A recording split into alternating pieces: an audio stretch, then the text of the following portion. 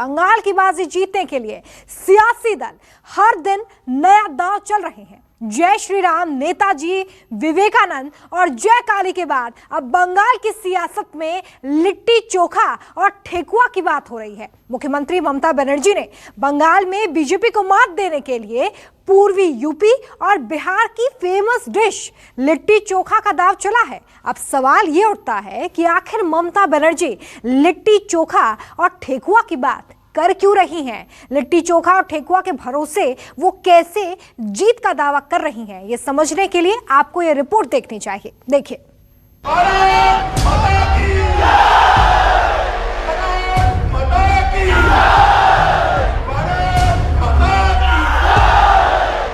बिहारी का पास हम लिट्टी मांग के खाता है और चपाटी मांग के खाता है।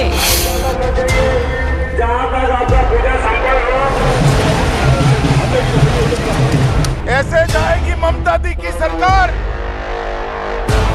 आवाज बुलंद होनी चाहिए। जय श्री राम, जय श्री राम, जय श्री राम। हमको हिंदी सिखाता है, वो तो टेलीप्रॉम्प्टर देख के बोलता है।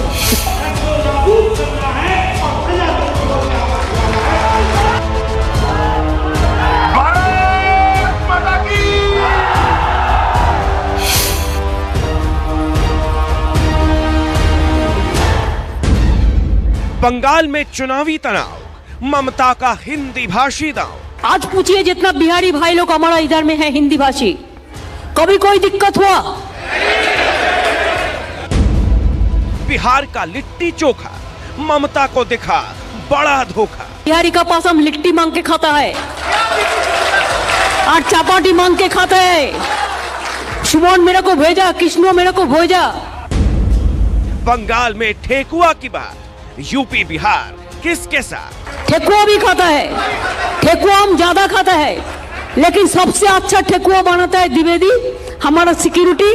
बंगाल में विधानसभा चुनाव से पहले ममता बनर्जी और उनकी पार्टी बीजेपी को बाहरी बता रही थी, लेकिन ममता का बाहरी दांव जैसे ही उल्टा पड़ता दिखा, उन्होंने यू टर्न ले लिया।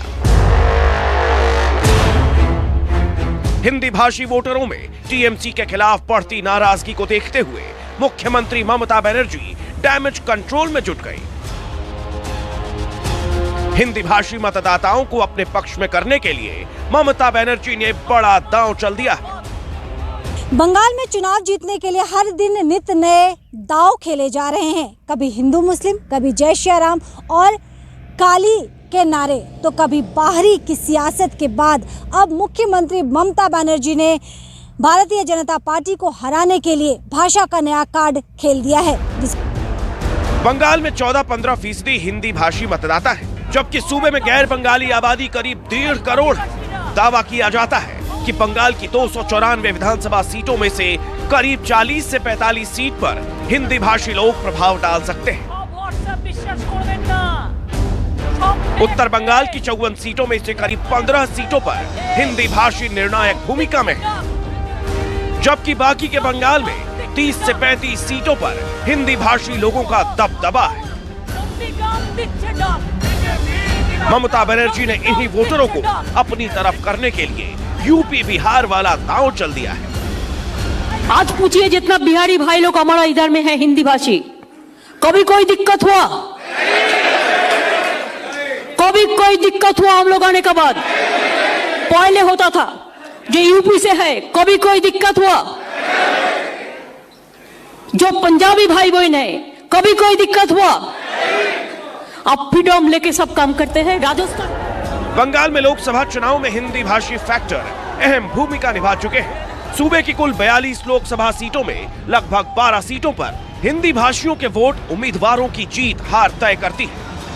अब आंकड़ों के जरिए समझाते हैं कि बंगाल में किस जिले में कितने फीसदी हिंदी भाषी वोटर हैं। नॉर्थ कोलकाता में 38%, हावड़ा में 40%, बैरकपुर में 40%, श्रीरामपुर में 25%, हुगली में 18% और आसनसोल में 20%। इन जिलों में बिहार, पूर्वी उत्तर प्रदेश और राजस्थान के लोगों का दबदबा है और ममता बनर्जी को ये अच्छी तरह से पता है जबकि इन इलाकों में लिट्टी चोखा और ठेकुआ काफी पसंद किया जाता है। तब बिहारी का पास हम लिट्टी मांग के खाता है और चपाटी मांग के खाता है। सुमन मेरे को भेजा, कृष्णो मेरे को भेजा, मेरे को बड़ा बाजार से आता है। और हमारा जो साथी है जो हमको लेके चलता है उसका घर से हमारा लिए पूरी आता है, ठेकुआ भी खाता है, ठेकुआ हम ज्यादा खाता है। अर्जुन सिंह और दिनेश त्रिवेदी की बात छोड़ दें तो बंगाल में हिंदी भाषी लोगों की अच्छी खासी तादाद होने के बावजूद राजनीतिक दलों और उम्मीदवारों में हिंदी भाषियों का प्रतिनिधित्व न के बराबर है। बंगाल में 34 सालों में लेफ्ट शासन के दौरान बांग्ला भाषा के अलावा किसी दूसरे भाषा को वो दर्जा नहीं मिला था जो मिलना चाहिए था। लेकिन ममता सरकार ने पिछले कई सालों से हिंदी भाषा से जुड़े लोगों को बहुत कुछ कर रही है। उन्होंने हिंदी भाषा से जुड़े लोगों के लिए कई योजनाएं भी लॉन्च की हैं। छठ की छुट्टी का भी उन्होंने ऐलान किया है। बंगाल ऐसा राज्य है जहां बड़ी संख्या में यूपी, बिहार, राजस्थान, गुजरात और पंजाब के लोग दशकों से रह रहे हैं। बंगाल इनकी कर्मभूमि बन चुकी है। ऐसे में ये लोग हिंदी और संस्कृत भाषा के सम्मान के लिए लड़ते रहे और टीएमसी की सरकार ने इन्हीं हिंदी भाषियों को लुभाने के लिए कई तरह के काम किए। हिंदी विश्वविद्यालय की स्थापना की, महापर्व छठ पर सरकारी छुट्टी घोषित कर दी, हिंदी प्रकोष्ठ का गठन किया, हिंदी अकेडमी की घोषणा की और दलित साहित्य अकेडमी की घोषणा की। हालांकि बीजेपी इसे ममता सरकार का चुनावी स्टंट बता रही है कि वो कभी हिंदी भाषियों को मेहमान कहती हैं, कभी पश्चिम बंगाल की समस्या कहती हैं। बहुत बार तो हम लोगों ने भाटपाड़ा में जय श्री राम कहने वाले हिंदी भाषी बिहारियों को ममता बनर्जी ने इतना तक कह दिया था कि उनके दया पर वो लोग यहाँ जी रहे हैं, रह रहे हैं और खा रहे हैं। जिस दिन उनका मन कर जाएगा वो उनको पीट कर यहाँ से बाहर निकाल देंगे। ऐसे मुख्यमंत्री का चुनाव के 2 महीना पहले हिंदी भाषी प्रेम दिखाना निश्चित तौर पर पूर्ण रूप से राजनीति से प्रेरित है। 2019 के चुनाव में हिंदी भाषी लोगों ने बड़े पैमाने पर बीजेपी का साथ दिया था, जिसकी वजह से बीजेपी ने बंगाल में शानदार प्रदर्शन भी किया था। बंगाल में बीजेपी के हिंदी भाषी बेल्ट को छीनने के लिए ममता बनर्जी ने यूपी और बिहार के लोगों को अपने पाले में लेने का सबसे बड़ा दांव चल दिया है। बंगाल में एक तरफ बीजेपी ने ममता का किला गिराने के लिए पूरा जोर लगा दिया है, तो दूसरी तरफ बीजेपी के विजय रथ पर रोक लगाने के लिए टीएमसी भी ब्रेकर बनाने में जुटी है। बीजेपी के जय श्री राम के नारे का तोड़ ममता बनर्जी ने लिट्टी चोखा और ठेकुआ के जरिए निकाला है। ऐसे में देखना अहम है कि चुनाव में किसका दांव किस पर भारी पड़ता है। सिलीगुड़ी से मनु कृष्णा, मुर्शिदाबाद से मोनाली दत्ता और आसनसोल से अमरदेव पासवान के साथ मनोज पांडे, न्यूज़ 24, कोलकाता। नमस्कार, मैं हूं मानक गुप्ता। अगर आपको हमारा ये वीडियो पसंद आया हो तो इसे लाइक और शेयर जरूर करें और हाँ, हमें सब्सक्राइब और फॉलो करना ना भूलें ताकि आप देश और दुनिया की कोई खबर मिस ना करें। तो जुड़े रहिए हमारे साथ और देखते रहिए न्यूज़ 24।